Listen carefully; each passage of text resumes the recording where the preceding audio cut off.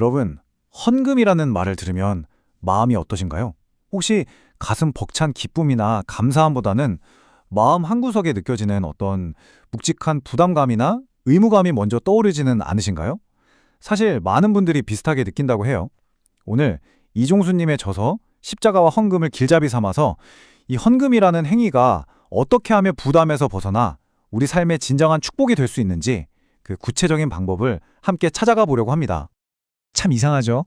나눈다는 건 분명 좋은 일인데 왜 유독 교회에서 드리는 헌금에 대해서는 이렇게 마음이 복잡해지는 걸까요? 아마 공동체의 기대에 부응해야 한다는 압박감 때문일 수도 있고요. 아니면 어릴 때부터 들어온 복 받으려면 헌금해야 한다는 식의 가르침이 무의식 중에 남아있기 때문일 수도 있습니다. 오늘 우리는 바로 그 복잡한 감정의 실체가 뭔지, 도대체 왜 그런 마음이 드는 건지 그 이유를 한번 같이 들여다보고 어떻게 하면 이 부담감에서 벗어나 진짜 자유와 기쁨을 찾을 수 있을지 그 길을 함께 걸어가 보겠습니다. 자, 그래서 오늘 우리는 이런 순서로 이야기를 나눠볼까 합니다. 먼저 헌금이 왜 부담이 되는지 그 상황부터 짚어보고요. 이 책에서 지적하는 4가지 핵심적인 문제점을 진단해 볼 겁니다. 원인을 알았으니 이제 해결책을 찾아봐야겠죠? 그래서 성경이 말하는 건강한 헌금의 원리가 무엇인지 깊이 있게 살펴보고 이걸 가장 논쟁적인 주제인 11조에 한번 적용해 볼 거예요. 그리고 마지막으로 이 모든 걸 종합해서 어떻게 하면 우리가 의무감이 아니라 정말 기쁨과 자유로운 마음으로 나눌 수 있는지 그 구체적인 그림을 함께 그려보겠습니다. 자, 그럼 첫 번째 이야기부터 시작해 볼까요? 바로 헌금이 부담으로 느껴지는 그 순간에 대한 이야기입니다. 이 책에서는요, 매주 반복되는 이 거룩한 행위가 어느 순간부터 마음에서 우러나오는 감사의 표현이 아니라 그냥 뭐랄까 주차거래 도장 찍듯이 의무적으로 해치우는 일이 되어버린다고 지적해요. 예배의 감격은 온데간데 없고 공허한 습관만 남는 거죠. 바로 이 지점이 헌금이 부담으로 변질되는 아주 위험한 첫 번째 신호입니다. 그럼 이 불안감은 도대체 어디서 오는 걸까요? 책에서는 그 원인을 우리가 헌금을 배우고 또 헌금을 걷는 방식 자체에서 찾고 있습니다. 한번 생각해 보세요. 헌금의 영적인 의미, 그러니까 하나님에 대한 감사와 사랑의 표현이라는 본질보다는 교회의 재정 목표나 화려한 건축 계획이 더 크게 강조될 때가 있잖아요. 바로 그럴 때 우리 마음속에서 헌금은 하나님을 향한 예배가 아니라 교회의 예산을 채워주는 일종의 재정활동으로 그 의미가 바뀌기 시작하는 겁니다. 기쁨이 있던 자리에 불안이 싹 트는 순간이죠. 그렇다면 이런 문제가 구체적으로는 어떤 모습으로 나타나는 걸까요? 이 책에서는요, 마치 실력 좋은 의사가 병의 근본 원인을 정확히 진단하듯이 오늘날 교회의 헌금 관행을 병들게 하는 4가지 핵심적인 문제점을 아주 날카롭게 짚어주고 있습니다. 하나씩 한번 자세히 들여다보겠습니다.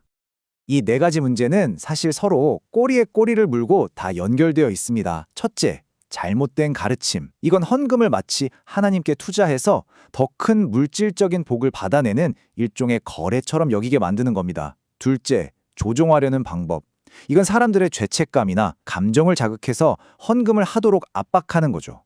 셋째, 그릇된 동기. 그러다 보니 하나님께 대한 사랑이 아니라 다른 사람에게 잘 보이려고 하거나 아니면 불편한 마음을 덜기 위해 헌금을 하게 되는 겁니다. 그리고 마지막으로 이렇게 모인 헌금이 투명하게 사용되지 않는 기금의 오용 문제.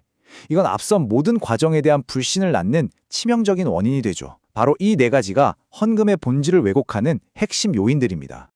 특히 이 조종과 압박이라는 단어가 참 마음에 걸리는데요. 이게 얼마나 심각할 수 있는지를 보여주는 정말 충격적인 사례가 책에 나옵니다. 저자가 직접 경험했던 한 목회자의 말을 그대로 인용하는데요. 들어보시면 아마 설마 싶으실 겁니다. 빨리 하셔야죠. 짜면 다 나와요. 와, 정말 충격적이지 않나요? 이 한마디에 사실 모든 문제가 다 담겨 있는 것 같아요. 이건 교인들을 함께 신앙의 여정을 걷는 예배자로 보는 게 아니라 그저 마른 수간 쥐어짜듯이 재정을 확보해야 할 수입원으로 여기는 완전히 잘못된 시각을 적나라하게 보여주는 거죠. 이런 분위기 속에서 드리는 헌금이 어떻게 기쁨이 될 수 있겠습니까? 바로 이런 관점이 앞서 말씀드린 거래적 헌금 모델로 곧장 이어집니다. 마치 자판기에 동전을 넣고 버튼을 누르면 원하는 음료수가 나오는 것처럼 11조를 내면 하나님께서 당신의 사업에 10배의 축복을 주실 겁니다. 와 같은 가르침이 대표적이죠. 이 책은 이런 접근법이 거룩한 예배 행위를 상업적인 거래로 전락시키고 신앙의 본질을 심각하게 훼손하는 것이라고 아주 강력하게 경고하고 있습니다. 자, 그럼 이렇게 문제가 산더미 같은데 대안은 뭘까요?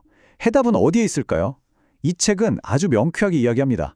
얼마나 내야 하는가라는 액수에 묶여있던 우리의 시선을 어떻게 들여야 하는가라는 마음의 문제로 돌려야 한다고요. 경직된 규칙이 아니라 자유로운 원리에 집중해야 한다는 거죠. 이 원리들이 어떻게 헌금에 대한 우리의 관점을 180도 바꿔놓을 수 있는지 그 건강한 기초를 지금부터 살펴보겠습니다. 네, 바로 이 6가지 원리가 건강한 헌금의 청사진이자 헌금을 어떻게 하는 게 유익함가요? 라는 우리 질문에 대한 가장 구체적인 답변입니다. 하나씩 음미해 볼까요? 첫째, 자원하여 그리고 즐거이. 이건 헌금의 동기에 대한 이야기입니다. 누가 시켜서 혹은 억지로 하는 게 아니라 내 마음 깊은 곳에서 우러나오는 기쁜 마음으로 드리는 게 핵심이라는 거죠. 둘째, 힘대로. 이거 정말 중요합니다. 내가 가지지 않은 것, 그러니까 빚을 내거나 무리해서 드리는 것이 아니라 하나님께서 지금 나에게 허락하신 것 안에서 드리는 것이 성경적이라는 뜻입니다. 셋째, 후하게, 그리고 받은 복을 따라. 이건 나눔의 태도에 대한 겁니다. 아까워서 억지로 내는 인색한 마음이 아니라 너그러운 마음으로, 그리고 이 모든 것이 원래 내 것이 아니라 하나님이 주셨다는 것을 인정하는 감사의 표현으로 드리는 거죠. 마지막으로 각 사람이, 헌금은 돈 많은 몇몇 사람들의 전유물이 아니라 공동체 모두가 각자의 자리에서 참여하는 거룩한 예배라는 점을 분명히 하는 겁니다. 이 원리들만 기억해도 우리의 헌금 생활은 완전히 달라질 수 있습니다. 결국 핵심은 이겁니다. 하나님께서는 우리의 재정 장부를 들여다보며 액수를 체크하시는 분이 아니라 우리의 마음 중심을 보고 싶어 하시는 분이라는 거죠. 그래서 헌금은 거래가 아니라 관계의 표현이 되어야 합니다. 100만 원, 1000만 원이라는 액수보다 그 안에 담긴 우리의 사랑과 감사가 훨씬 더 중요할 때 그 헌금은 비로소 진정한 의미를 갖게 됩니다. 자, 그렇게 하면 이제 가장 현실적이고 또 많은 분들이 부담스러워 하시는 주제로 넘어가 보겠습니다. 바로 11조입니다. 우리가 방금 배운 이 자유롭고 기쁨에 찬 원리들을 많은 사람들에게 가장 큰 규칙이자 부담으로 다가오는 11조에는 과연 어떻게 적용할 수 있을까요? 이 책은 여기에 대해서도 아주 명쾌한 관점을 제시합니다. 이 책에 따르면 우리가 보통 생각하는 수입의 10%라는 11조는 사실 구약시대의 복잡한 시스템을 너무 단순화시킨 거래요.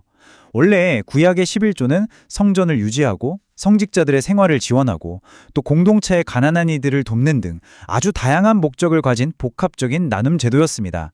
그래서 저자는 오늘날 우리가 그 제도의 형식을 문자 그대로 따라하려고 애쓰기보다는 그 안에 담겨있는 핵심 정신, 즉 하나님의 사역을 지원하고 공동체를 돌보는 그 너그러움의 정신을 우리 시대에 맞게 구현하는 것이 훨씬 더 중요하다고 강조합니다. 이 책에 인용된 문장이 우리가 직면한 선택의 핵심을 정확히 꿰뚫고 있습니다.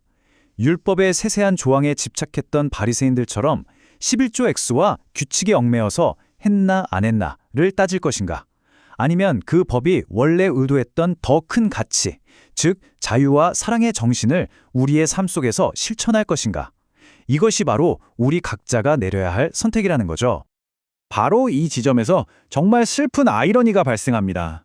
원래는 하나님과의 관계를 더 깊게 하고 공동체를 하나로 묶어줘야 할 헌금이라는 행위가 오히려 11조를 못 내는 사람에게는 엄청난 죄책감을 주고 또 꼬박꼬박 내는 사람에게는 은근한 영적 교만함을 심어주면서 공동체를 갈라놓는 쐐기가 되어버리는 거죠. 이건 11조의 본래 의도와는 완전히 정반대의 결과를 낳는 비극입니다. 자, 이제 지금까지의 모든 논의를 하나로 모아볼 시간입니다. 문제점이 무엇인지 진단했고 성경적인 원리도 배웠습니다.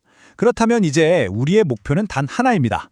바로 헌금을 의무와 부담이라는 무거운 자리에서 끌어내려서 그것이 원래 있어야 할 자리인 기쁨과 자유의 자리로 되찾아오는 것입니다. 오늘 우리가 살펴본 모든 것을 딱 한 문장으로 요약한다면 바로 이것일 겁니다.